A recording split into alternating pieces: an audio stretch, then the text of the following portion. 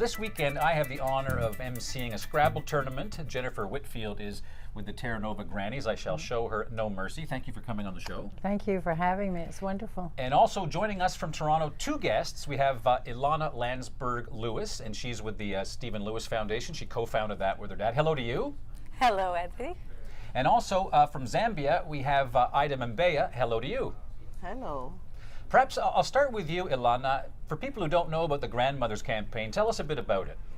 Sure. The Grandmothers to Grandmothers campaign started in 2006, officially.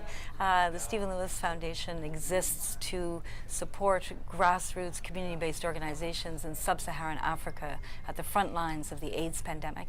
And we had been hearing from those grassroots organizations that grandmothers had become the epicenter of survival, the linchpin of survival for their families and communities, right at the terrible nadir of HIV and AIDS when there were so many lives being lost, raising millions of orphan children. And we decided to speak to Canadian grandmothers because we felt that if Canadian grandmothers knew what African grandmothers were doing and the courage and tenacity with which they were doing it, they would feel interested. Right. But we had no idea how interested they would be, and Okay. and it really took off. The Canadian grandmothers are now 10,000 strong, 240 groups across the country, and in the last 10 years they've raised $27 million that has gone straight to hundreds of community groups in 15 countries across sub-Saharan Africa, directly to the grandmothers raising orphan children.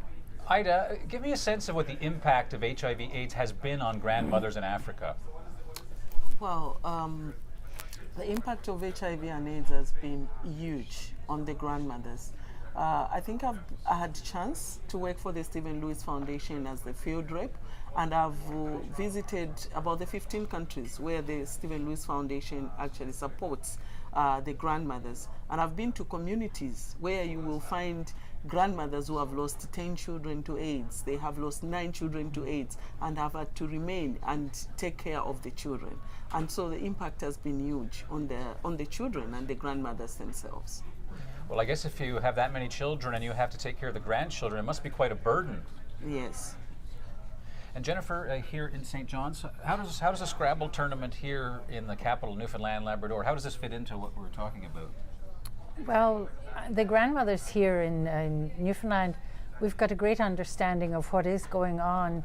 Although none of us have experienced the HIV/AIDS, we've been able to read about it and try and get a better understanding. And so if we run a Scrabble game and it's a small amount of money, but you multiply that by the donations that are made by 240 groups, it comes out to a very large sum of money. And Ida, how does some of the money raised by grandmothers here in Newfoundland and Labrador, how does that actually help grandmothers in Africa? Actually, we are happy that the grandmothers in Newfoundland are actually in this book. And what I can say is that the money goes a long way to do a lot in Africa. One, the money that is raised has to put the orphaned children back in school. It has to help the grandmothers with income generating activities.